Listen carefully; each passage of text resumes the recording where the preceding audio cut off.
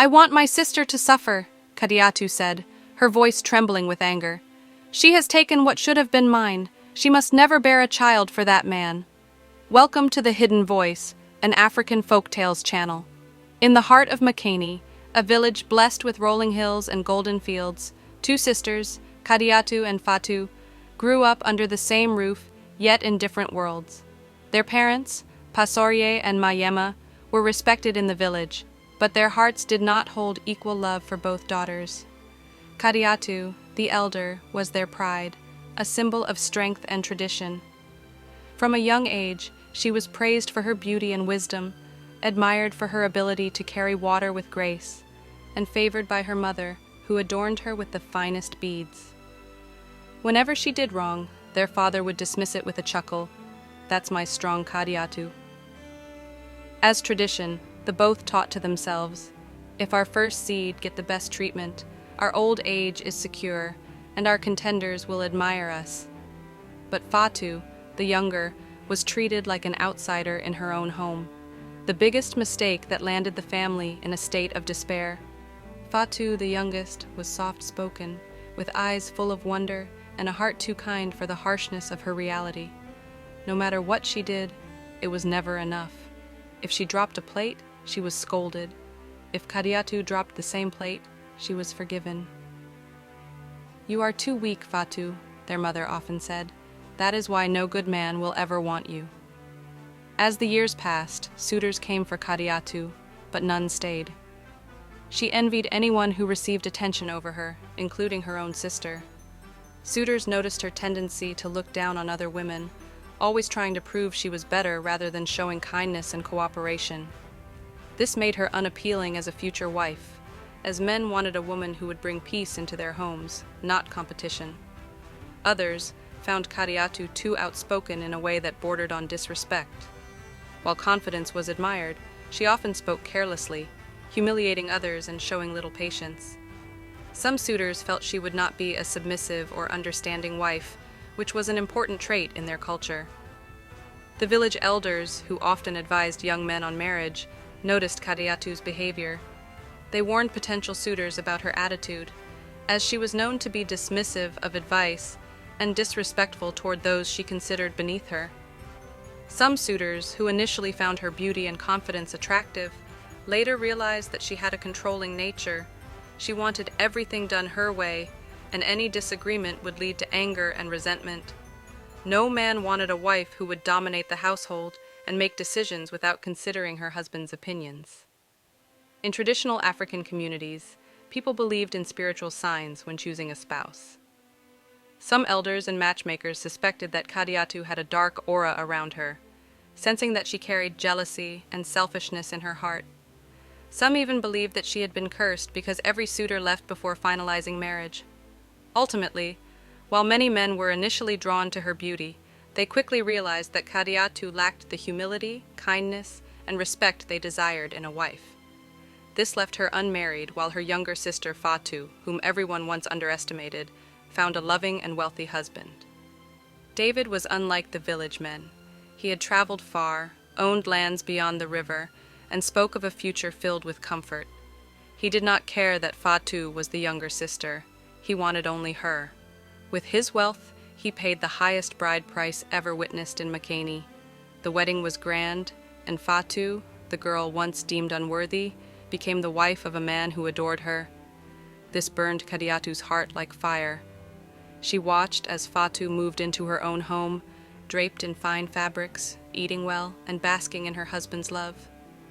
She, the elder, remained unmarried, still fetching water and pounding rice while her younger sister lived in abundance. Her envy grew into something darker. One moonless night, Kadiatu sought the help of Yenor. An old woman feared for her knowledge of the unseen. "I want my sister Fatu to suffer," Kadiatu said, her voice trembling with anger. "She has taken what should have been mine. She must never bear a child for that man." Yenor, her face wrinkled like tree bark, nodded. "You are ready for this?" she asked. "Yes," Kadiatu replied. The old woman prepared a potion mixed with leaves and whispered incantations to the spirits. She handed Kadiatu a small calabash of blackened water. Pour this where she bathes. As long as it touches her womb, she will never conceive. Months turned into years, and Fatu remained childless. The whispers in the village grew louder. What is the use of wealth if she cannot bear a child? The women gossiped. David's family began pressuring him to take another wife. Though David loved Fatu, the burden weighed on him. One evening, in tears, Fatu turned to her sister. Kadiatu, you are my own blood. What can I do? David's family will force him to marry another. Kadiatu, masking her deceit with a false smile, placed a comforting hand on her sister's shoulder. There is a way, she said gently. Let me bear a child for you and your husband. Fatu's eyes widened in shock. You? Thinking of how she acted to her before. Yes, Kadiatu continued. We will tell everyone it is your child. David will never have to marry another, and your place as his wife will remain secure. Fatu hesitated, but, seeing no other option, agreed. David, though reluctant at first, saw the wisdom in the plan. Kadiatu moved into their home under the pretense of helping Fatu, but in truth, she relished every moment of being close to David. Their plan was to continue pretending, get pregnant, be in hiding under the same roof, give birth to the baby and hand the baby over, and left. But as she got pregnant, things changed. She carried his child, and with every passing day, she imagined herself as his true wife. David could rock her belly, speaking to the child. You are a true son of your father. You will grow to be brave. In fact, you are a big boy, as the baby kicks in the belly. Kadiatu became open about her pregnancy, went to the village square, compelled David to accompany her to the clinic for maternity visits. This became a show to the villagers as they continued to gossip among themselves. Are the co-wives? Is she not her sister? Some villagers consider it as an abomination for two sisters to get married to one man. 9 months later, she gave birth to a son, Niake. The village celebrated, some believing Fatu had finally conceived, while others in their gossip Connor talked about the abomination. At this time, Kadiatu could not let go. Holding Niake in her arms, she felt a love she had never known. This was her child. She had carried him, endured the pain of birth, and now she was expected to give him away? The thought enraged her. Overwhelmed by anger and revenge, one night, as Fatu reached out to hold Niake, Kadiatu pulled back. No, she said firmly. Fatu frowned. What do you mean, no? Kadiatu looked at her, her eyes cold. I will not give him to you. He is my son, and I am here to stay for good. Fatu's heart pounded. We had an agreement, Kadiatu. He is my child. He is my child, Kadiatu corrected. Arrangement for what?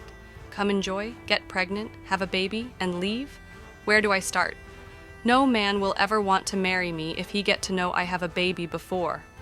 Kadiatu lamented. And for your information, David should be my husband. Am I not fit to marry him? She further asked.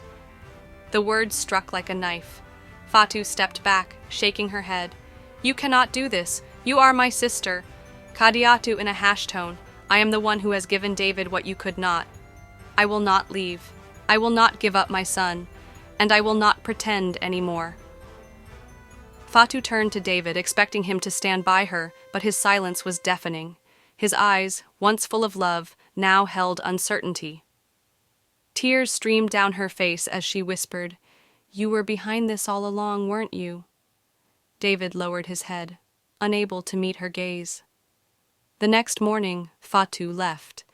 She walked away from the home that was once hers, the husband who had betrayed her, and the sister who had taken everything. She found refuge in the village shrine, where the priestess, seeing her pain, placed her hands on Fatu's stomach and murmured a blessing. No one can steal what God has written for you, she said. Months later, news spread that Fatu had remarried in another village, and soon after she conceived twins, proving that it had never been her body that was barren. It had been the wickedness cast upon her. As for Kadiatu, her victory was short-lived. David, realizing the cruelty of her deception, took another wife. She, who had schemed and stolen, was left to raise Niake alone, never truly finding peace. Fatu, once unloved, found true happiness in a man who loved her unconditionally. Kadiatu, once favored, was left with nothing but regret.